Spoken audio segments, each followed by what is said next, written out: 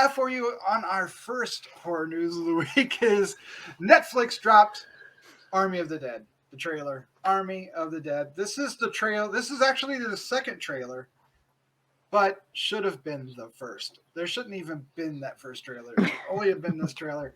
But what we're going to do is, okay. So my question to the crew is, did this do the trick? Did this sell you on a Zack Snyder film returning, to zombies, Dawn of the Dead, right? Right, he did the remake.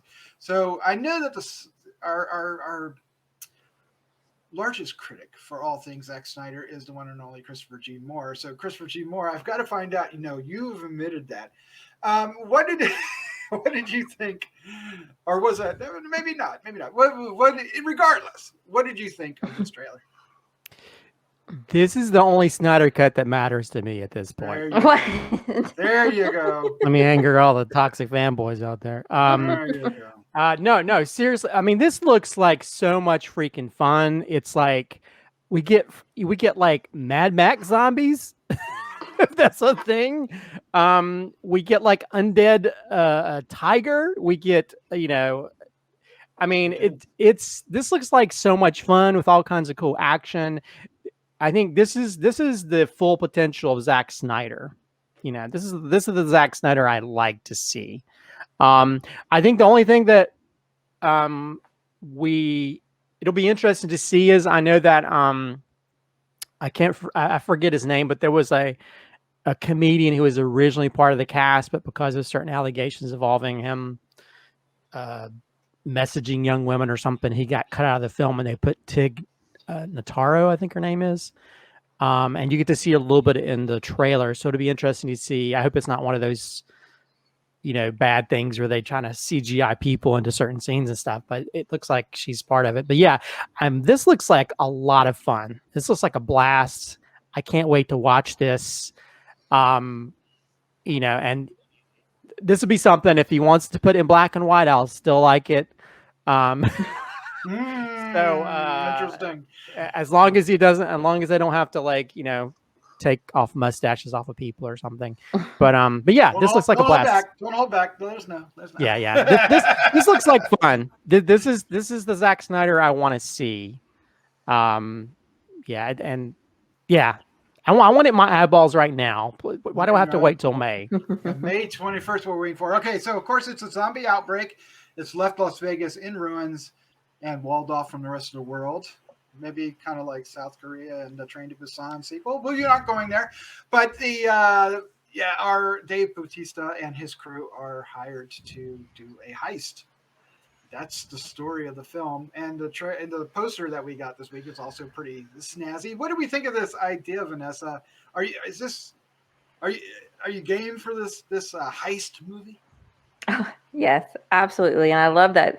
I love how this trailer frames it just like a regular heist movie until they break in or get in past the wall. And the guy's like, what the heck is that? And you see this like horde of zombies in like medieval crowns and chains and shit. Like, that was so badass to see that. And I love that interpretation of it too. And also Tig freaking Notaro. Like, I love her. I don't know if y'all know anything about her. She's a phenomenal comedian.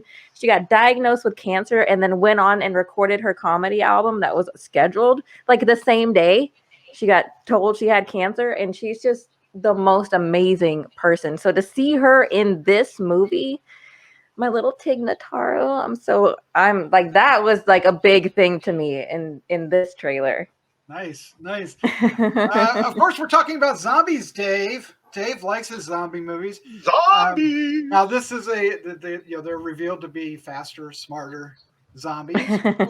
Mad Max-ish. Mad Max-ish even. What did you make of this?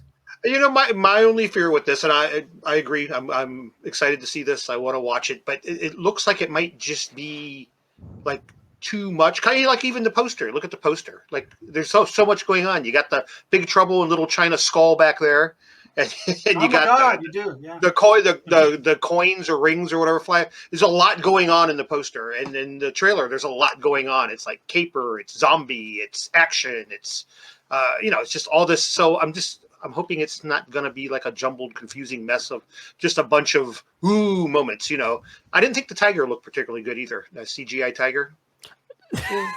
Go watch that sci-fi movie. I think it's called Well, it kind of Apocalypse. reminded me of that, or Zombie. Zombie. Oh my God, Zombie. You go watch Zombie that. kinda This reminded looks me of like that as well. perfection. Okay, Yeah, so, so are you feeling that way maybe because this feels a little like Suicide Squad-ish? I don't think it knows what it wants to be. I think it's Zack Snyder going, look, I can do all this cool shit. I'm going to put it all in one movie. And we're just going to kind of throw it in there and hope Dave Bautista can carry it. And Have you seen we'll his see. arms? Come on. Yeah. So we'll see. I feel like I'm kind of pissing on it. I don't mean to because I am excited to see it. But at the same time, I don't know. I'm a little concerned on what it might end up being. All right. Yeah. Okay. So you talk about Dave Bautista, and that is one thing we should talk about. Can he carry a film? He's funny. He's a great guy, and this film is resting more on his shoulders than I realized it was going to be. There's been a couple films. We did one of them here last year. The one where he was training the little girl to be My Spy. He was Spy. great in My Spy. Yeah, he was actually good at that. So that's my question: is can he carry this film? This goes to all of you. I think so. I definitely. Even when y'all remember his small role in Blade Runner 2049, even that little piece of acting he did was really powerful. So I think he's really come into his own as an actor, and this type of movie, I think he can absolutely carry. You know, a la Vin Diesel and all those others like that. Those action guys. Well, you got to.